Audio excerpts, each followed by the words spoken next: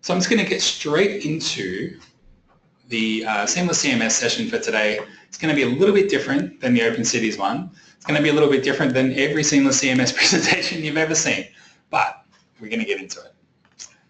I wanted to start by calling out a couple of recent sites from Seamless CMS. These are sites that have launched or changed or have redevelopment since the last user group. Starting with iPark, New South Wales. I think they're on the session today. Well done, guys. This was a little while ago, but you had a full website redesign, restructure, especially all the architecture behind things. A lot of data was moved around and reimagined and reconstituted. A lot of front-end work and customization done on this website. Really, really beautiful looking site. We're really, really proud to be powering that site for you guys. Monash Active in Victoria. So this was, again, something that these days, if you were with Open Cities, you might build as a sub-site, but Monash wanted to actually build some sub-sites, actually 3 different mini sites that all did more or less the same thing, but one website for each of their locations. And they needed it to show all of the information for their leisure site, their leisure centre, including all the classes and timetables and actual membership management and lane bookings. So there was a lot of user account management to go with this as well. But again, another win for Seamless CMS. This is a new site that will be launching very soon, or actually I think it just launched the other day, Maroondah in Victoria.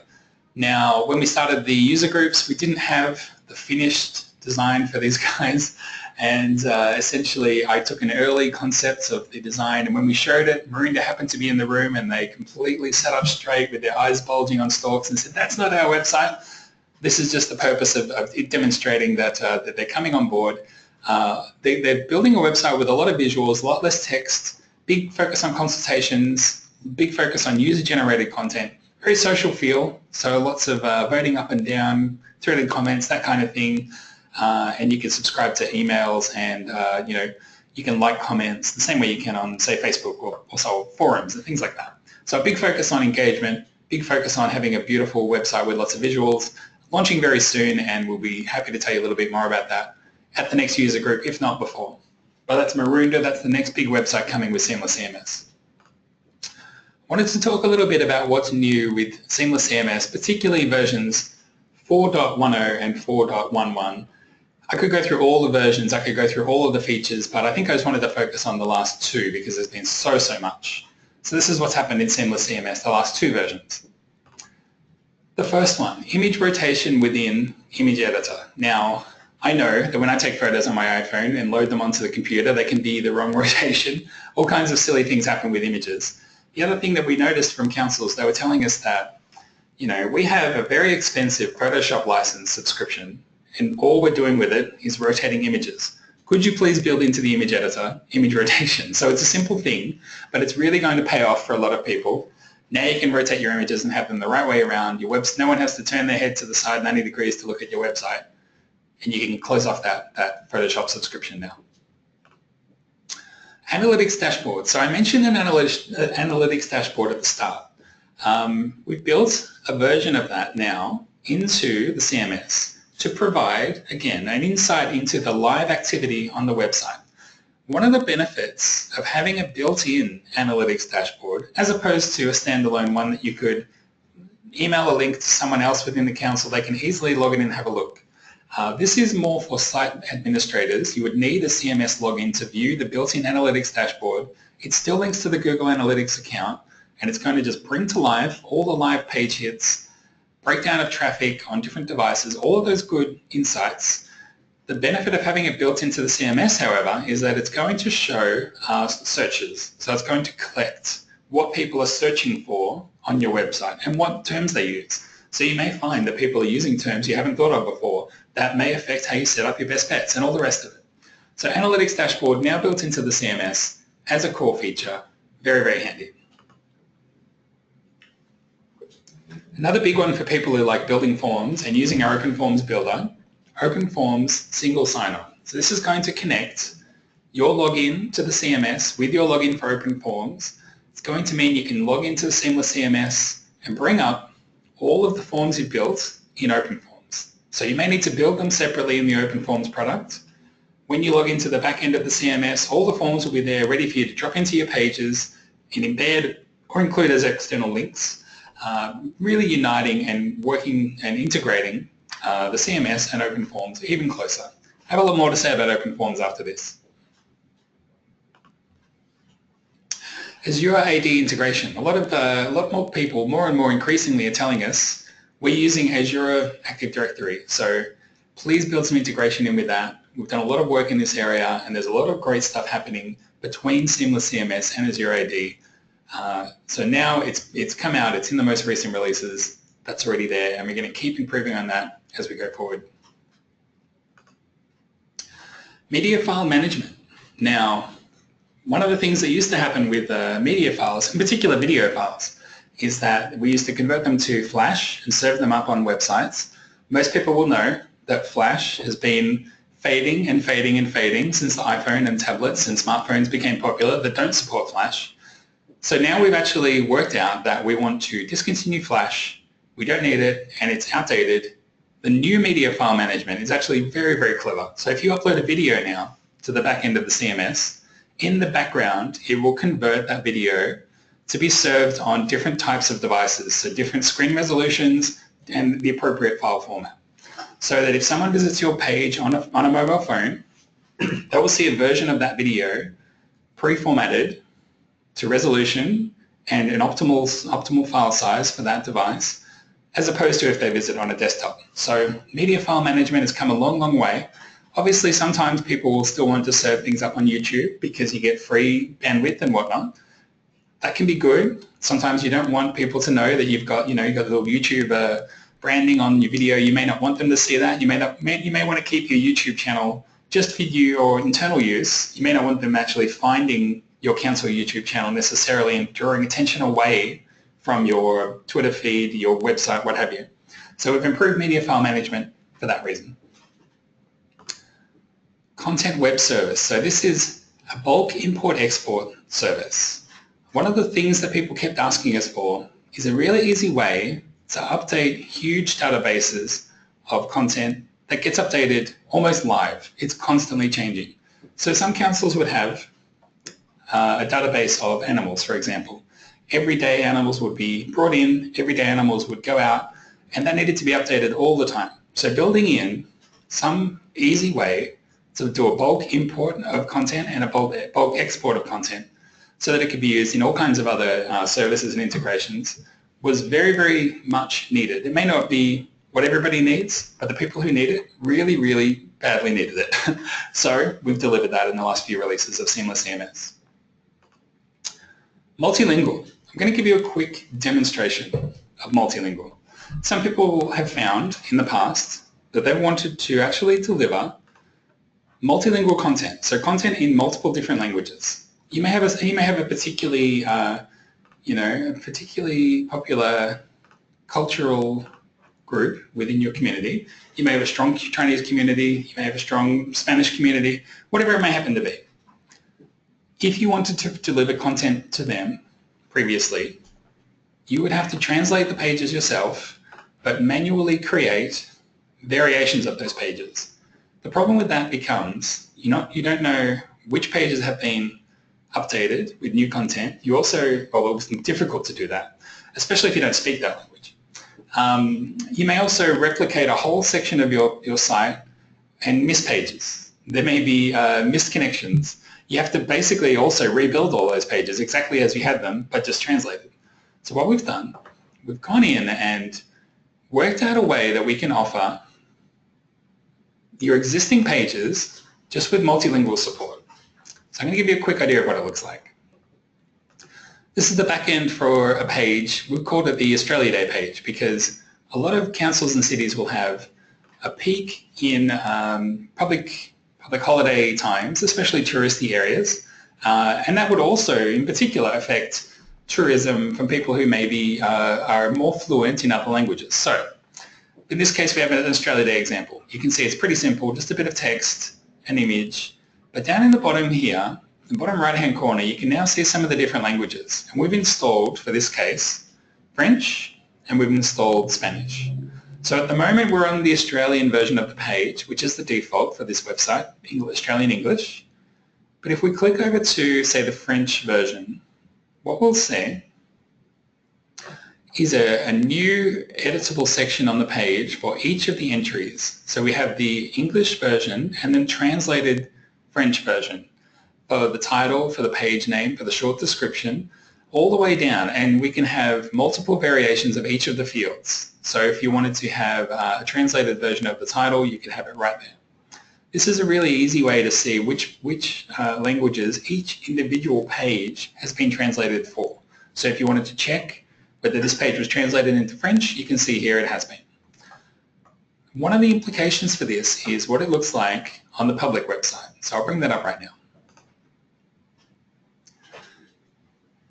Bit of a simple website here, City of Seamless, but I think it gets the point across. You can see here we've got the content here, the text, all in Australian English, no relevant documentation on this page, and here we have a quick language switcher. So people could come in here manually and switch from Australian to the other supported languages for this page. In this case I'm going to go to French and I'll hit switch language. Don't need to translate it because it's already done. The image isn't loading. I think the internet here is just a little bit slow. But the point is that you can see now that the same content has been translated into French. This is not something that the system does. This is something you would still need to do yourselves. The reason for that is that Google Translate is so awful that we would not in a million years recommend you use it right now. One of the things that Google Translate could actually do is change the meaning of the text that you're actually serving up, especially when it's important information. You need to get your communication absolutely spot on. It can't really be risked by a translation service. You may think, well, it's close enough and it's free, it'll do the job. But you would actually open yourself up to a lot of criticism, backlash, and the exact opposite of what you're trying to do by reaching out to these kind of communities that don't speak English by offering content which is poorly translated, or at worst case, if you're offering information or important steps that they need to follow and you get the steps wrong, they're going to be really upset. So the best way is still to get your content translated. But you can see here, we've just really easily switched between English and French. Maybe I'll switch even to Spanish and see what that looks like. There's the Spanish version of the page. Flick back to the French page because I want to show you one more thing. The French page has a relevant link to a PDF which has been translated for French. So there's not much point having a page served up in English that you then translate into French if the supporting pages and the supporting links are also in English. There's not much point in that. So if you're going to translate your documents over from Australian to French, say, you could have the French page have a connection to the French relevant document. If you wanted to do the same for Spanish, you could do that here as well. If you wanted to say, we've done the Australian and the French one, the Spanish one isn't ready yet, you could just not have the link there until it is finished. So the point of this is to say you can actually have different language content served up within the page natively, as well as supporting documentation. One of the other things about the language built-in functionality is that it will actually detect if the user has a language set as the default language on their browser. So if I had French set as my default language, when I visited this Australia Day page, I will be served the French version of the page. So if I navigate away from a page that's been translated into French to another page and I get the default English, and then from there I navigate to another page which has been translated into French, again I will be served the French version of the page. So there's been a lot of thought put into how this should work, the best practice for serving up multilingual content, and this is what we've come up with, and we think it's very versatile, it's quite robust, and for people who want to do this sort of activity, it's going to be a real time saver and it's going to make managing all the content so much easier.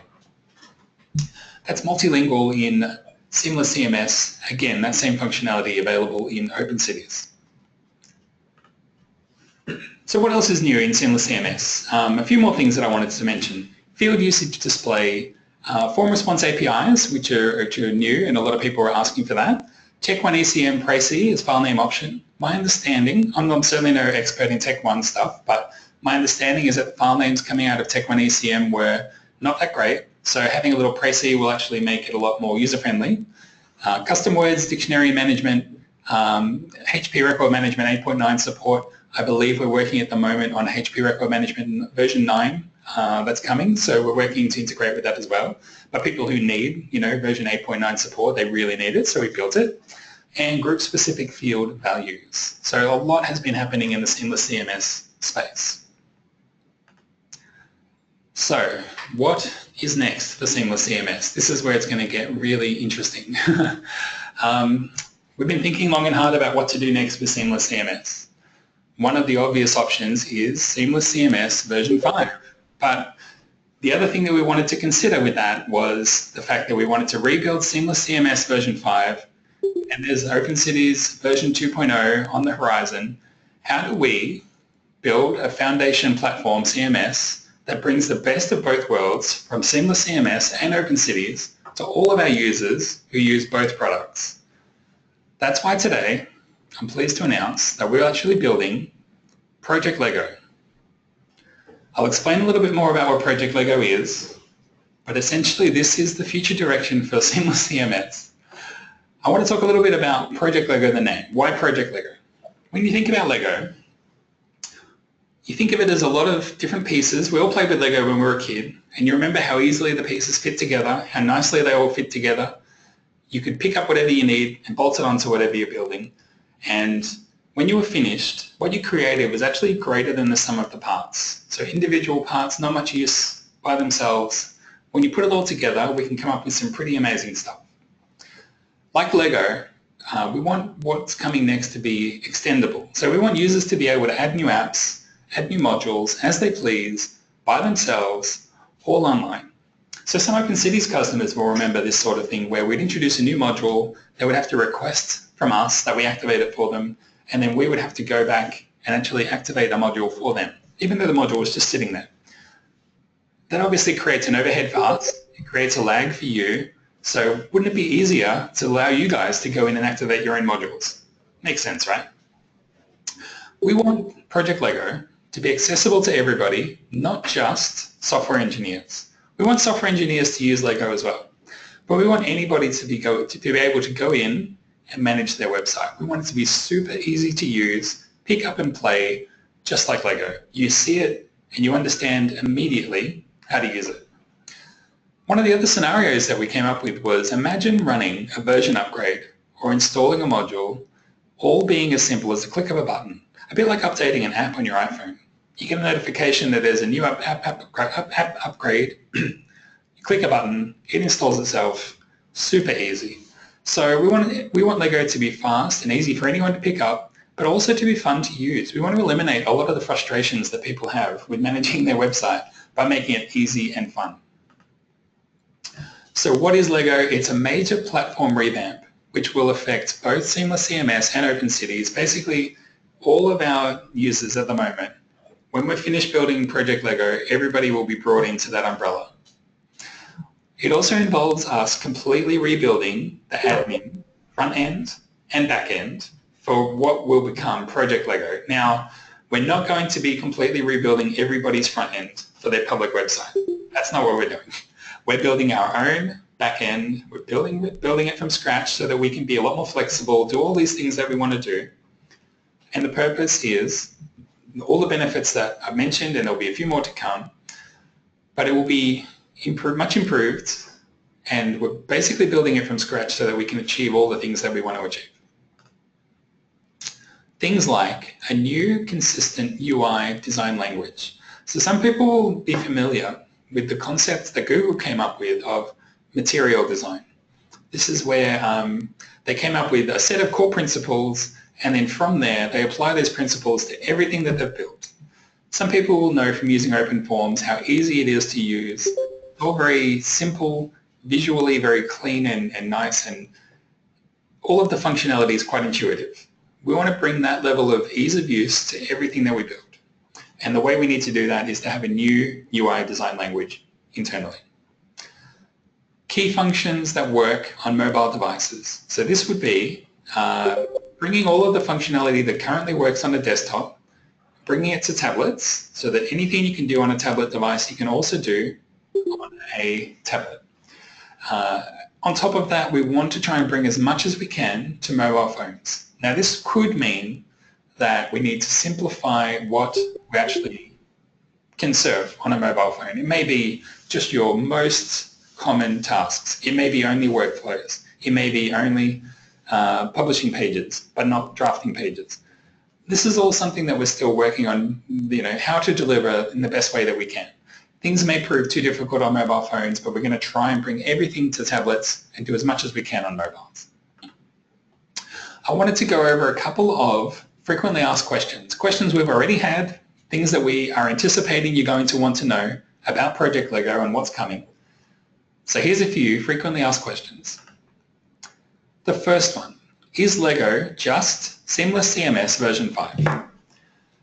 The actual answer is no. This is something new. This isn't an iteration of SeamlessCMS. It's something new that will eventually replace SeamlessCMS and OpenCities, and all projects that are being currently built using SeamlessCMS and OpenCities will be compatible with Lego, and it'll have all the benefits that we build into Lego that we can then transition over from those old platforms onto Project Lego. What happens to my bespoke site between now and the launch of Project Lego? So for sites that are running SeamlessCMS version 4, that version will be supported. We will continue to offer patch updates, security updates, maintenance updates, but there will be no development on SeamlessCMS version 4 because we're beginning development on Project Lego. So in every way, it's just business as usual with the current feature set, which we've covered today. It's quite extensive. You can do a heck of a lot with version 4. Continue doing all of that stuff you've been doing. We will continue to keep version 4 running for the now, but in future, we will be transitioning over to Project Lego in terms of development and hopefully bringing all of the sites over as well. Big question here, will I lose my bespoke features? So a lot of people have built websites with bespoke front-end features and integrations and all of these things that make your site what it is. What we're intending to do with Project Lego is that the back-end will remain as it is at the moment. All the features of your current back-end will exactly remain the same under Project Lego. If you have some front-end bespoke development, there may need to be some upgrades to make it compatible with what Project Lego becomes. And as we've seen with OpenCities, all of the benefits of building things in a modular way will actually move forward into the development of Project Lego to the degree that you may find not only is all of the current standard feature set compatible with your current website, but something that you've built as a bespoke feature may become an out-of-the-box module for Project Lego. So there may be a direct indexing between all of your bespoke features and the eventual feature set within Project Lego. So there may be a case where everything that you've currently got on your website, whether it's bespoke or a native feature of the CMS, may map directly to a feature within Project Lego. If not, we will help you to upgrade it. There may be some fees involved, but that's a discussion for down the track, and it's a case-by-case discussion, so we can't go into too much detail about that at the moment. Plus, we're still developing Project Lego, so we don't know exactly what we can rule in or rule out at the moment. We're just putting it out there that bespoke features won't be lost, but it may be a case that it's now an out-of-the-box feature in Lego. It may not be. We have to deal with it on a case-by-case basis. Will upgrading to Lego be a repeat of the version 3 to version 4 upgrade? So one of the things we've decided with Lego is that the license for Lego will not change. There will not be a cost to move from a version 4 license to a Project Lego license. What there will be is a phase where you need to move from one to the other. If there's any cost involved in that, we can obviously discuss that down the track. When I say timelines, we're talking 18 months. So we're expecting to deliver Project Lego 18 months from now. We're a little bit too early at the moment to start talking about those kind of things. Suffice to say, there will be no additional licensing fees going from whatever you're on now to Project Lego. What you can do at the moment, if you're on a version 3 website, is actually update to version 4 or switch over to OpenCities in anticipation of what's going to come. Because the earlier, the later version you're on of SeamlessCMS or OpenCities, the smoother the transition to Lego will be as we launch. So what are some more of the benefits of Project Lego? One of the big ones is going to be self-management. So again, no waiting for us to update something for you, something that you are more than capable of upgrading yourself. Simple upgrade, simple module upgrade. One of the other things is going to be instant deploy new functionality. So what I mean by that is, let's say multilingual is developed. We've already developed it, but let's say something that's equivalent to that comes out later. Rather than it coming out to the SeamlessCMS platform a month after we're finished, and then coming to Open Cities 2 months after that, we're going to build it. It'll be available as a module. You'll be able to install it in your website straight away. Obviously, the other element of that is plug-and-play modularity. The other thing that comes with that is smoother updates that are easier to maintain. One of the things that comes along with doing upgrades that introduce new features is the possibility of something conflicting with something else and breaking something. So if we introduce a new feature, it may work in your pre-testing environment, it may break something in your live environment. We may introduce something that works perfectly for 90% of you and breaks something for 10% of you. Having everything modular decreases that risk dramatically. Also, if there is an issue with a particular module, that will silo the bug of that so that not everybody is affected. So the upgrades are going to be smoother and easier to maintain in that regard. The other thing is that you'll never be left behind in the upgrade cycle. So people who are on OpenCities already know that you don't get stuck on OpenCities version 1.1 when version 1.8 comes out. Everybody comes up on version 1.8. So as new updates are offered out for Project Lego, everybody gets that upgrade. Everybody has all the latest features. No muss, no fuss. Everybody's on the most up-to-date version of the CMS with the most features. Never be left behind.